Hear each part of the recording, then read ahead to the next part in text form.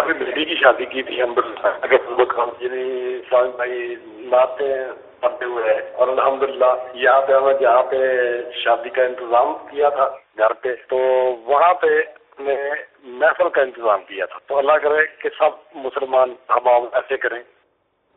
محفل نعت کا آپ نے شادی میں انتظام کیا، اللہ تعالیٰ آپ کو جزائے خیر دے. ماشاءاللہ ہر عاشق رسول کو چاہیے کہ اپنی خوشی ہو یا اپنا غم ہو، اس میں اللہ اور اس کے رسول کی ذکر شامل ہونا چاہیے، نمبر 1.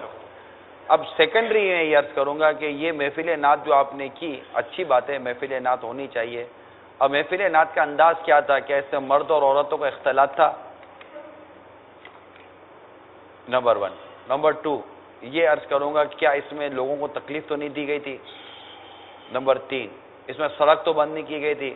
12 1 2 بجے تک لوگوں کو گھروں میں ہارن لگا کر سنا کر ان کی نیندیں تو ڈسٹرب نہیں کی گئی تھی؟ پھر یہ ایک اچھا کام ہے، ہونا چاہیے شریعت کے تقاضے پورے کر کر.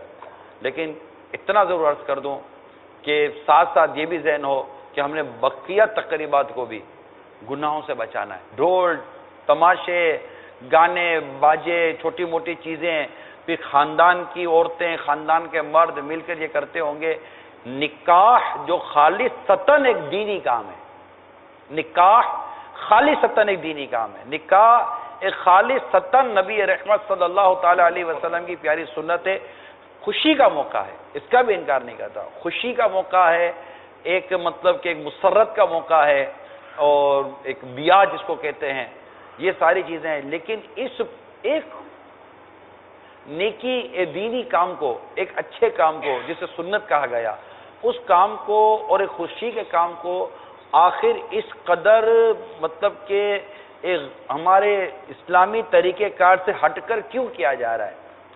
یعنی کیا یہ کہاں سے ہے، کدھر سے؟ مسلمان کو کیا اتنی سمجھ نہیں پڑتی، اس کو اتنی عقل نہیں آتی کہ اس کو یہ پتہ چل جائے کہ یار یہ جو چیز ہمارے خاندان میں آئی ہے یہ ہمارے اسلام کی اور ہمارے مذہب کی تہذیب نہیں ہے، یہ ہمارے دین کا اور ہمارے اسلام کا راستہ نہیں ہے.